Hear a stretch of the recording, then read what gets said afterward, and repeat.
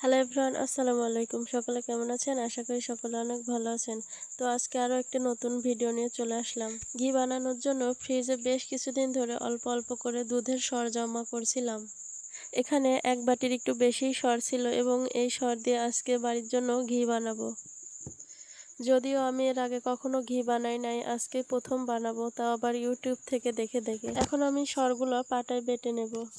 আগের দিনের মানুষেরা কিন্তু এইভাবে পাটায় বেটে ঘি তৈরি করত।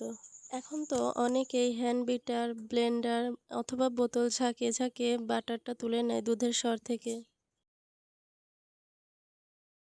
তো এভাবে আস্তে আস্তে সবটা দুধের সর পাটায় বেটে নেব।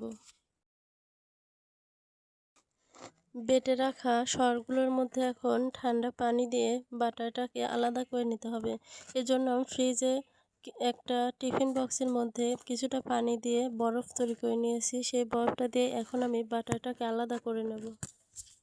এখানে আপনি যত ঠান্ডা পানি আর বরফ দিবেন ততই ভালোভাবে বাটারটা উপরে ভেসে উঠবে। তারপর বাটারটাকে এইরকমভাবে তুলে নেব।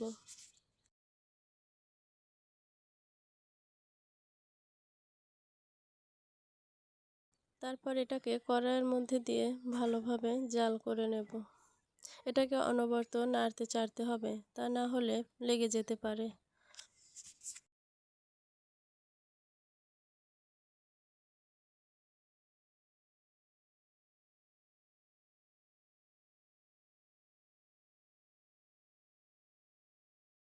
আস্তে আস্তে এখান থেকে ঘি ছাড়তে শুরু করছে। ঘিটা মনে হয় এই অবস্থাতেই নামিয়ে নেওয়া উচিত ছিল, কিন্তু আমি যেহেতু প্রথমবার বানাচ্ছি তাই বুঝতে পারি নাই। তারপরে মাশাল্লাহ আমার ঘিয়ের কালারটা অনেক সুন্দর আসছে। মাটির চুলায় জালটা অনেক বেশি জোরে জ্বলে, যার জন্য অনেক সময় নামাইতে নামাইতেও পুড়ে যায়। দ্বিতীয়বার বানাতে গেলে ইনশাল্লাহ এর থেকে হয়তো আরও বেশি ভালো হবে। এটাকে অনেকটা সময় ধরে জাল করে নিয়েছি, এবার এটাকে নামিয়ে নেব। এবার এটাকে একটা শুকনো কৌটোর মধ্যে ছাকনা দিয়ে ছেঁকে নেব।